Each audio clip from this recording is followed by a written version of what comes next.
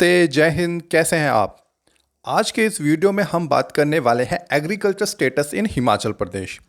ये topic important क्यों है? क्योंकि ये टॉपिक से जो क्वेश्चन बनते हैं, अगर आप एचएएस की प्रिपरेशन कर रहे हैं तो प्रीलिम्स के अंदर इसमें डायरेक्ट 4 स्टेटमेंट्स का क्वेश्चन बन सकता है, या फिर आपको कोई भी डाटा से रिलेटेड क्वेश्चन पूछा जा सकता है और 4 ऑप्शन दिए होंगे।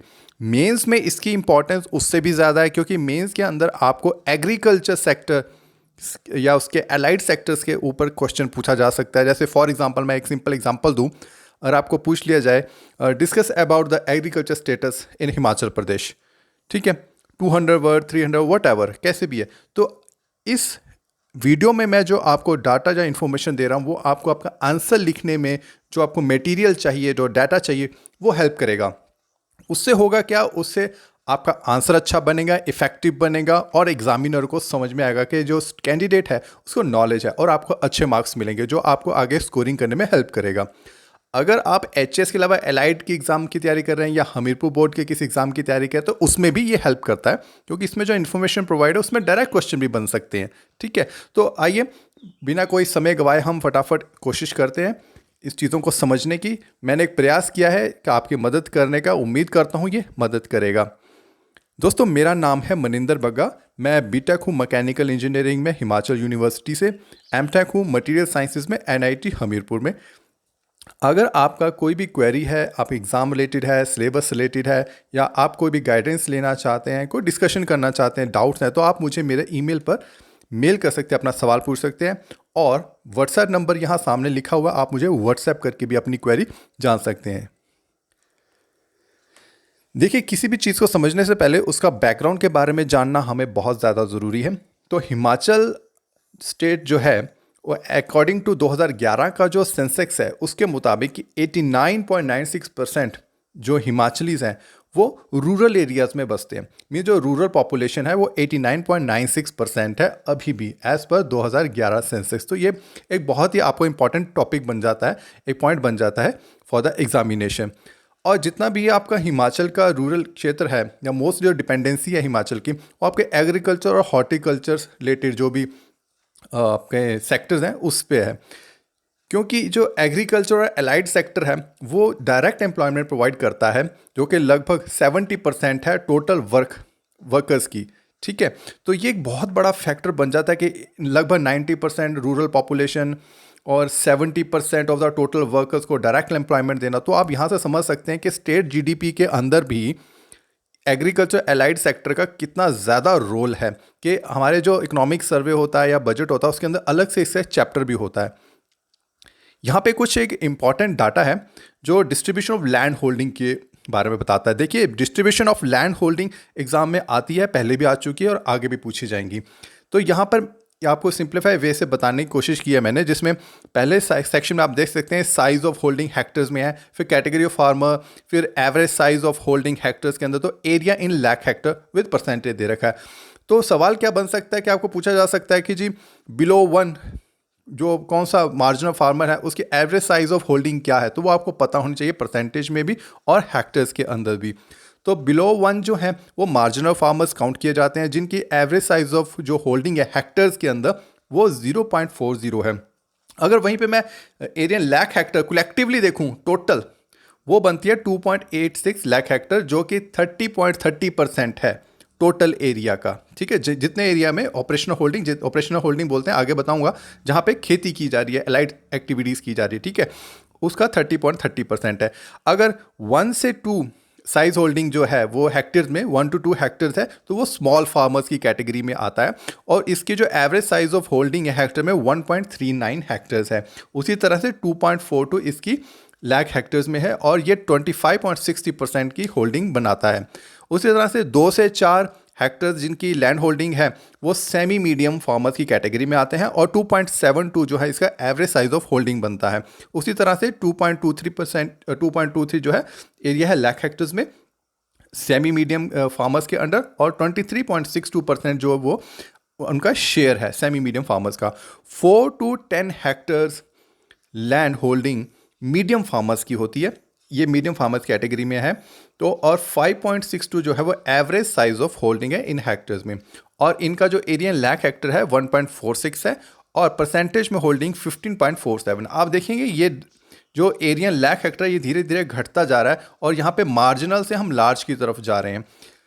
10 एंड अबव जो साइज होल्डिंग है वो लार्ज कैटेगरी के फार्मर्स की है, ये आपको बहुत कम मिलेंगी। यहाँ पे जो एवरेज साइज ऑफ होल्डिंग है वो 15.67 है, लेकिन जो area lakh Hector collective area वो 0.47 है, यानी कि एक से भी कम है, और 4.98 लगभग 5% के आसपास इनका जो बनता है वो परसेंटेज वाइज बनता है होल्डिंग का। तो आप देखोगे कि 1 से लेकर 10 एंड अबव तक ये इंफॉर्मेशन जो है आपका एरिया लैख हेक्टर वो घटता ही जा रहा है, क्योंकि जो लार्ज फार्मर्स होते हैं वो कम होते हैं, लेकिन उनके पास जो है एवरेज साइज ऑफ होल्डिंग ज़्यादा होता है, 15.67 आप देख रहे हैं। इसलिए एरिया लैख हेक्टर, क्योंकि पर्सनस कम होते हैं लार्ज फार्मर्स कम होते हैं, इसलिए उनका एरिया लैख हेक्टर आपको 0.47 दिख रहा है, क्योंकि वो बड़े बड़े खेत होते हैं। अब बड़े बड़े खेतों के अगर आप 10-20 टुकड़े कर दो तो वो स्मॉल या मार्जिनल फार्मर्स की कैटेगरी में आएंगे। तो एक खेत का अगर आप 10 टुकड़े कर रहे हो तो एरिया लैख हेक्टर उसका अपने आप घटता जाता है, लेकिन परसेंटेज बढ़ता जाएगा। तो इस बात को समझना है। तो एवरेज साइज ऑफ होल्डिंग, अगर मैं मान लीजिए एक बीघे के खेत के फॉर एग्जांपल 10 टुकड़े कर देता हूँ, तो एवरेज साइज और 10 लोगों को दे देता हूँ, तो एवरेज साइज ऑफ होल्डिंग घट जाएगा। लेकिन अगर वो पूरा एक बीघे का खेत में एक व्यक्ति को दे दूँ तो एवरेज साइज ऑफ होल्डिंग बढ़ गया, तो वो एक व्यक्ति के पास आया। इसी हिसाब से लार्ज फार्मर्स कम होते हैं, इसलिए उनका एरिया इन लैख हेक्टर्स कम होता है, और उनका जो होल्डिंग है वो भी कम होती है, लेकिन खेत बड़ा होता है इंडिविजुअली। ठीक है, तो आगे चलते हैं। इस चीज़ को थोड़ा और सिंपल वे से मैं आपको इस पाई चार्ट से बताता हूँ। सिंपल अब समझना है कि पाई चार्ट के हिसाब से टोटल एरिया परसेंटेज देखिए, जो रेड में आप देख रहे हैं वो मार्जिनल फार्मर्स हैं। तो मार्जिनल फार्मर्स जो है 30.30% टोटल ऑपरेशनल होल्डिंग उनकी। ऑपरेशनल होल्डिंग वो होता है जिसके ऊपर आप एग्रीकल्चर या एलाइड एक्टिविटीज़ उससे रिलेटेड एक्टिविटीज़ आप कर रहे हो, वो होता है आपका ऑपरेशनल होल्डिंग एरिया। ठीक है, तो मार्जिनल फार्मर्स का सबसे ज़्यादा है, क्योंकि आपको बताया मैंने छोटे छोटे टुकड़ों में खेत होते हैं, बहुत सारे खेत होते हैं, बहुत सारे लोगों के पास होते हैं, इसलिए परसेंटेज ज़्यादा है। येलो में आप देख रहे हैं स्मॉल फार्मर्स है 25.63, पीछे हमने देखा। सेमी मीडियम 23.62, मीडियम तो आप देख रहे हैं 15.47, और लार्ज फार्मर इनके पास परसेंटेज में जगह कम है, क्योंकि इनके ये इंडिविजुअल पर्सन्स भी कम है, लेकिन खेत बहुत बड़े हैं, वो है 4.9 है, जो कि लगभग 5% के बराबर। आई होप आपको ये चीज़ समझ में आ गई। ये इन्फॉर्मेशन, ये डाटा अगर आप अपने मेंस के आंसर में डालेंगे तो उससे आपके आंसर की वैल्यू बढ़ेगी, और जिससे आपको अच्छे मार्क्स मिलेंगे। अब कुछ फैक्ट्स के ऊपर देख लेते हैं। हिमाचल के अंदर एग्रीकल्चर के फैक्ट्स, यहाँ से भी आपको काफ़ी पॉइंट्स मिल जाएंगे। तो ये कहता है कि 13.62% जो हमारा स्टेट जीडीपी का आता है वो एग्रीकल्चर और एलाइड सेक्टर से आता है। एग्रीकल्चर तो अपने को समझ में आ गया, लेकिन एलाइड सेक्टर क्या होता है? देखिए, एलाइड सेक्टर हो गया कि एक तो एग्रीकल्चर सच एलाइड में उसके साथ वाला जुड़ा हुआ, उससे जुड़ा हुआ क्या हॉर्टिकल्चर है, फिर आपका डेयरी है, आपके एनिमल हस्बेंड्री है, फिशरीज है, और सॉइल से रिलेटेड जो भी काम है वो एग्रीकल्चर एलाइड एक्टिविटीज़ में आता है। तो स्टेट जीडीपी का वो 13.62% कॉन्ट्रीब्यूशन करता है। देखिए, हिमाचल प्रदेश का कुल क्षेत्रफल है 55,673 स्क्वायर किलोमीटर है। इस टोटल क्षेत्रफल में से ऑपरेशनल होल्डिंग है 9.44 लाख हेक्टर। ऑपरेशनल होल्डिंग मैंने आपको पीछे बताया। अभी जिस क्षेत्र में खेती की जाती है, लैंड एक्टिविटी की जाती है, जिस पे कुछ ऑपरेशन किया जा रहा है, उसको बोलते हैं ऑपरेशनल होल्डिंग। तो वो हिमाचल के कुल क्षेत्रफल का 9.44 लाख हेक्टेयर है। जो और इसमें अगर आप थोड़ा और कैलकुलेशन में जाएंगे, जिसमें हमें जाने की जरूरत नहीं है, पर आपको मैं इन्फॉर्मेशन के तौर पर दे रहा हूँ कि एवरेज साइज ऑफ होल्डिंग बनता है उस हिसाब से 0.95 हेक्टेयर्स। ठीक है जी। अगला फैक्ट इसमें यह है कि एग्रीकल्चर सेंसेक्स जो सबसे लेटेस्ट है उसके 2015-16 के मुताबिक उसके हिसाब से 88.86% जो है लैंड होल्डिंग वो स्मॉल एंड मार्जिनल फार्मर्स की है। 10.84% जो सेमी मीडियम और मीडियम की है, और 0.30% जो है वो लार्ज फार्मर्स की है। तो ये डाटा आपके लिए काफ़ी हेल्पफुल रहेगा। अगले फैक्ट की मैं बात करूं तो उसमें ये कह रहा है कि हिमाचल प्रदेश के अंदर 80% एरिया जो कल्टिवेटेड एरिया है, जहाँ पे खेती ऑपरेशनल एक्टिविटी की जाती है, वो सारा रेनफेड है, यानी कि हम बारिश पर 80% लैंड जो हमारी ऑपरेशनल है वो डिपेंडेंट है हम रेन के ऊपर, क्योंकि हर जगह हिमाचल के अंदर आप बोरवेल्स नहीं ओपन किए जा सकते, क्योंकि उसकी ज्योग्राफिकल कंडीशंस ऐसी हैं। हर जगह आप चेक डैम्स नहीं बन सकते, हर जगह लेक्स भी नहीं है। तो हम टोटली जो है हिमाचल में 80% जो कल्टिवेटेड एरिया वो रेन के ऊपर डिपेंड करता है। और हिमाचल के अंदर जो वीट और मेज़ है वो बड़ी ही इंपॉर्टेंट सीरियल क्रॉप्स मानी जाती हैं। ठीक है, तो ये आपका, इसको आप स्टेपल फूड भी कह सकते हैं, इसमें सेल भी होती है, तो ये दोनों कॉम्बिनेशन में चलती है।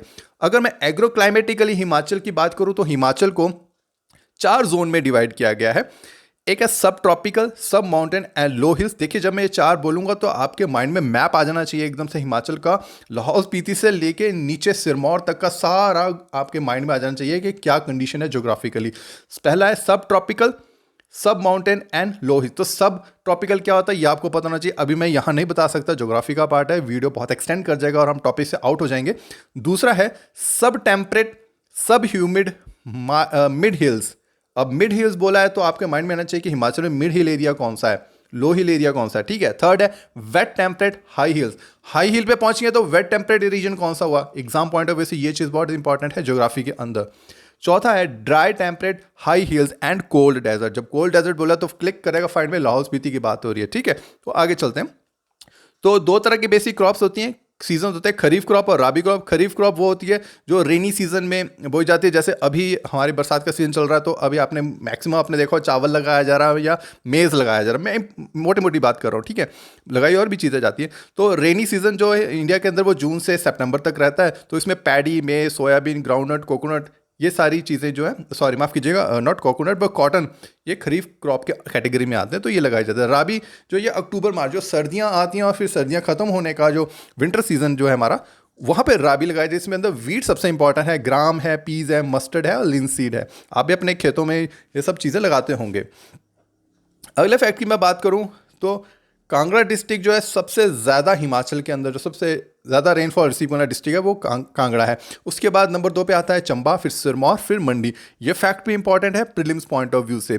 और एग्रीकल्चर की बात कर रहे हैं तो फसल बीमा योजना प्रधानमंत्री जी ने शुरू की थी 2016 में, जिसके अंदर आपकी जो फसल है हार्वेस्टिंग से पहले, कटाई से पहले या कटाई के बाद किसी भी तरह से नुकसान पहुंचता है, चाहे वो हेल स्टॉर्म हो, बारिश हो, आग लग जाए या कोई नेचुरल डिजास्टर कुछ हो जाए, चली जाए, तो अगर आपकी फसल बीमा हुई है, सरकार ने जो आप स्कीम दी है, अगर आप उसके अंतर्गत आप रजिस्टर्ड हैं तो आपको उसका मुआवजा उस हिसाब से मिलता है। फ्रेंड्स,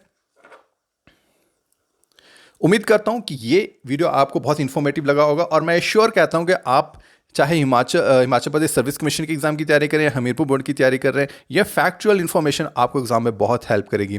दोस्तों, मैं कोशिश करूंगा और आपके इन्फॉर्मेटिव वीडियो लाऊं जो आपको एग्जाम में बहुत हेल्प करेंगे। अभी के लिए मुझे इजाज़त दीजिए और अपनी प्रिपरेशन अच्छे से कीजिएगा। एग्ज़ाम बहुत धड़ाधड़ आना शुरू हो गए हैं। सितंबर में आपका प्रीलिम्स भी है, HAS का, और हमीरपुर बोर्ड के एग्ज़ाम चल रहे हैं। सो दोस्तों, thanks for watching the video. बहुत जल्द आपसे अब मुलाकात होगी।